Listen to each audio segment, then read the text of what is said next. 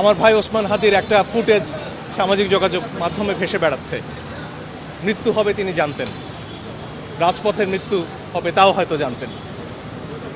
হাদি ভাই বলেছিলেন মৃত্যু হবে তাতে তার আপত্তি নেই, তাকে হত্যা করা হবে আপত্তি নেই, যাতে ন্যায় বিচার হয়, যাতে তার হত্যাকারীদের বিচার হয়, যাতে সামনে বাংলাদেশ এমন একটা দেশ হয়ে ওঠে যেখানে মানুষ ন্যায় বিচারের ওপর ভরসা রাখতে পারে।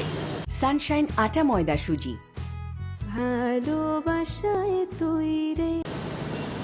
ওসমান হাদি তার জীবনের শেষ দিনগুলোতে মানুষের কাছে দাঁড়ে দাঁড়ে যাচ্ছিলেন ভোটের জন্য।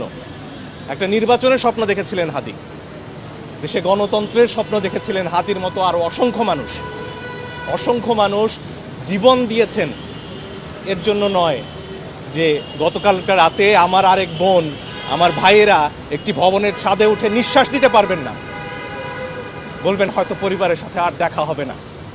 ওসমান হাদি এমন বাংলাদেশের স্বপ্ন দেখেননি। তাই ন্যায় বিচার নিশ্চিত করতে হবে। সরকারকে অবশ্যই দায়িত্ব নিতে হবে, প্রত্যেকটা প্রাণের নিরাপত্তা দিতে হবে, এর কোনো বিকল্প নেই। এবং আমাদের সবাইকে, বিশেষ করে গণমাধ্যম কর্মীদের সামনে আসতে হবে। আমাদের দায় শুধুমাত্র পর্যবেক্ষকের নয়, সেই দায়ের থেকে বেরিয়েই আমরা জুলাই অভ্যুত্থান করেছি। এবং এরপরেও যখন যেখানে মানুষকে হত্যার আয়োজন করা হবে ক্ষুদ্র স্বার্থসিদ্ধির জন্য, সেখানে আমাদেরকে শুধু পর্যবেক্ষকের ভূমিকায় নয়, আমাদেরকেও রুখে দাঁড়াতে হবে। আমরা আইনের শাসন চাই, ন্যায় বিচার চাই, গণতন্ত্র চাই।